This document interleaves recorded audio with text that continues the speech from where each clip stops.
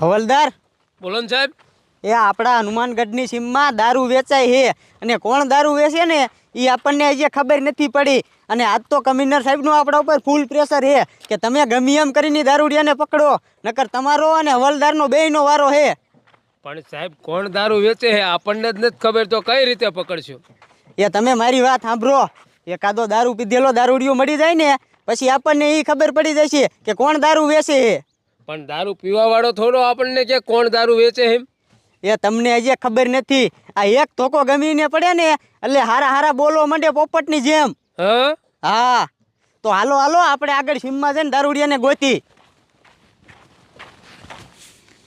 હાલો કારિયા, આવતું ઉપાધિ ન કરતો હો. આજ સાંજે મેં 2 દેશી દારૂના ટીપણા ઉતારી લીધા છે. હા હા, તમે તમારે ઉપાધિ ન કરતો, તારો ટાઈમે માલ આવી જશે, વાંધો નહીં. એ હા, બેટા બારો આવજે ને. અહીંયા બોલો ને બાપુ. સમજો, સાંજે આપણે દારૂ ઉતાર્યો તો ને. હા. હા, તે તું ઠેલિયું ભરવા માંડ દારૂની. જા સમજો, દારૂની ઠેલિયું ખોટી તોડતો નહીં હો. જા. ભાઈ આપણો દારૂનો ધંધો હાલી ગયો, હવે કાંઈ ઉપાધિ નથી. હાટ સાડિયા, લાય કાંઈ એક દારૂની પોટલી દે. દાવશું ઉપાધિ કરીમાં. પણ પેલા મને ઈ કહેતો, તું કાકા કાલ દારૂ ઠેલીને પૈસા લઈ ગયો તો ઈ તે કીધું તું હું સાંજે દઈ જાય, તે દીધા કેમ નહીં? એ તારો બાપ, તારો છોકરો અને તમે ભાઈ હારે હતા ત્યારે જ દીધા હતા. તે દઈ દીધા હતા? હા. એટલે એની મને હું ભૂલી ગયો શું?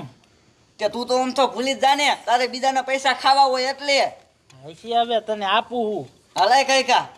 હા હાલ સમજો, આના પૈસા તો લાય. ઈ હું તને કાલ દઈ દઈશ. હા, તે વાંધો નહીં, જા. યા આટલામ છે નો પીતો, માં ગોજન પીજીએ. ભાઈ એની મને આપણે સમજો, આ હનુમાનગઢની સીમમાં 2 ફાર્મ આમ દારૂ વેચવાનો, કાંઈ ટેન્શન નહીં. પોલીસનું ટેન્શન નહીં, કોઈ માણસોનું ટેન્શન નહીં. મારા જેટલા ગ્રાહક છે ને બધા પરફેક્ટ બાંધેલા છે અને એ કાંઈ ફૂટલો નથી, પકડાવાની બીક નથી. જામો પડી ગયો. જ્યાં સુધી હું જાડિયાનો દારૂ ન પીવું ને ત્યાં સુધી મને મજા નથી આવતી. લાય હવે થોડોક દારૂ પી લઉં.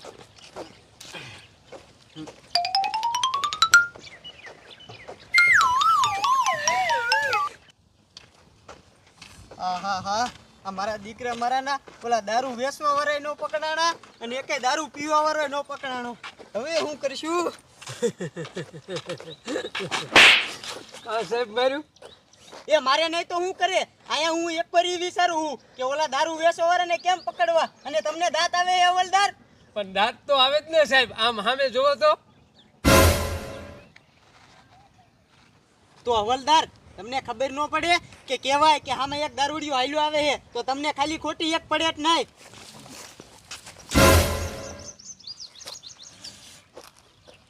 અરે બાપ રે, પોલીસ વાળા આ બાજુ આવે છે, હવે શું કરવું? અને હવે મારી સામે હું જોવો હો, હાલો એને પકડી. અરે મારા દીકરા મારાનો ભાગ્યો, ઓય ઊભી નો રે.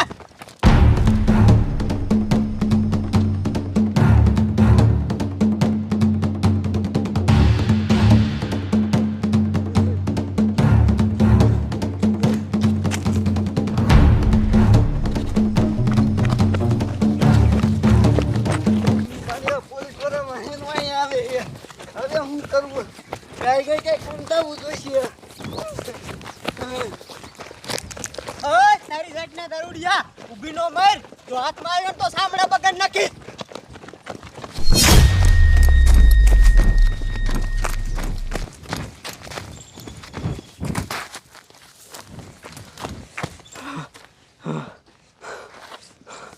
એ હવલદાર, ઉભા રહ્યો.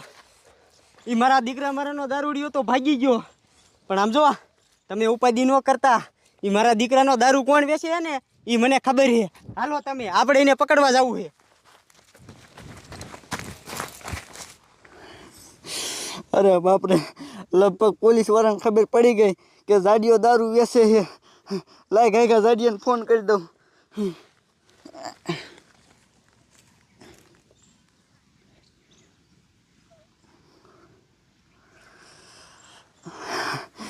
આ ફોનમાં એક વાર તો મોકે રિચાર્જ ખૂટી ગયું. હવે રૂબરૂ મારે ઝાડિયા પાસે જવું જોઈશે. લાય કાંઈક હાલો જાઉં.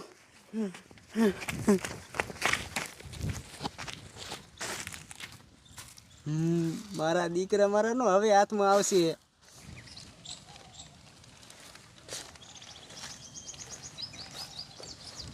એ સાહેબ તમને ખબર હતી દારૂ વેચવા વાળાની તો આની વાહે શું લેવા તોડાવડાયા સીધા નો નહીં આવ્યા જાત. એ હવલદાર, મને ક્યાં ખબર હતી કે કોણ દારૂ વેચે? આ તો મેં અંધારામાં તીર માર્યું હતું. અને હવલદાર, મને એવું લાગે છે કે આ તીર નિશાન ઉપર લાગી જશે. હવે આમ જો, મારી વાત સાંભળો. આના મને આની વાંહે જવું છે. હાલો.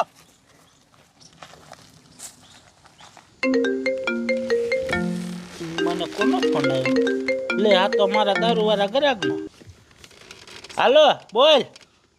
હે, ઇંગ્લિશ દારૂ જોઈએ?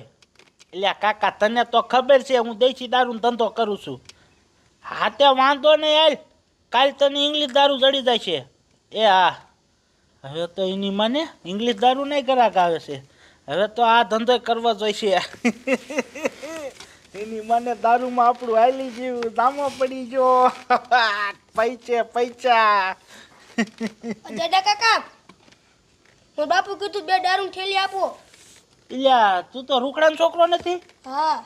મારો દીકરો આ રૂખડો કેટલો તૈયાર. આમ તો જો, એને ખબર છે કે મારે જાડિયા પાસે દારૂના પૈસા બાકી છે.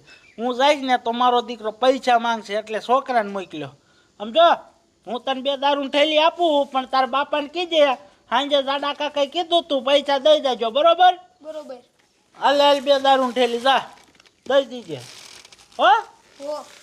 હા, મારા દીકરા આમ તો જો, આનો બાપો કેવો તૈયાર હતો.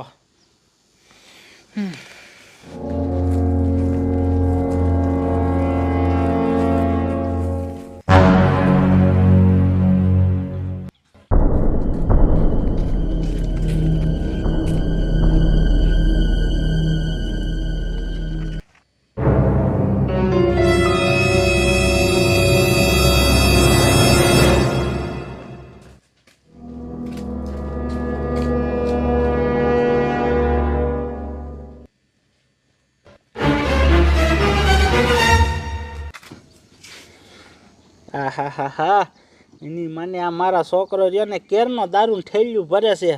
ભરાણી હશે કે નહીં? આ બટા, અહીંયા આવજે ને. અહીંયા. બોલો ને બાપુ. તું કેરનો દારૂ ઠેલ્યું ભરે છે, બધી ભરી લીધી? હા બાપુ, બધી થેલી ભરી નાખી. હા, તો વાંધો નહીં. હાલો, આ કારિયા, સમજો તું ઉપાધિ ન કરતો. આજ સાંજે તારો બધો દારૂ અહીંયા પોગાડી દઈશ. હો. એ હા.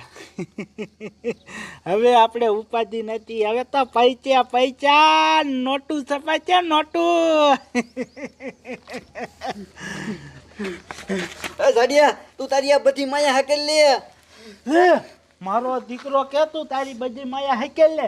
એટલે કાકા, તને ખબર છે કે મારો આ ધંધો છે? હું શું કામ દારૂનો ધંધો બંધ કરું? હે, ત્યાં તું મારી વાત તો સાંભળ. તારો બાપ પોલીસ વાળાને ખબર પડી ગઈ છે કે તું અહીંયા દારૂનો ધંધો કરે અને અહીંયા આવવાના છે. હે, હા, તું સાચું કે? એ તારો બાપ હું હાસું કહું. મેં મારા હગા કાને સાંભળ્યું. તારી જાતના મારા દીકરા મારાનો દારૂનો ધંધો કરે છે કા? સાહેબ, હું ક્યાં દારૂનો ધંધો કરું છું? ના, તું નથી કરતો. આમાય ઓય બાપા, આ તારી જાતના હવે તો તને જેલમાં લઈ જઈને ખબર પડશે કે કેમ દારૂનો ધંધો કરે છે. હાલ આમ. સાહેબ, મારી વાત સાંભળો. હા, હું જ દારૂનો ધંધો કરું છું. હું ના નથી પાડતો, પણ તમે મને એ કહો કે તમને ખબર કેમ પડી કે હું દારૂનો ધંધો કરું છું? કોઈને ખબર નથી, તમને કેમ ખબર પડી ગઈ? મને ખબર કેમ પડી એમ ને? તો સાંભળ મારી વાત. આ રહ્યો ને દારૂ પીતો પીતો હાલ્યો જતો હતો, અને પછી હું એની વાંહે થયો, અને પછી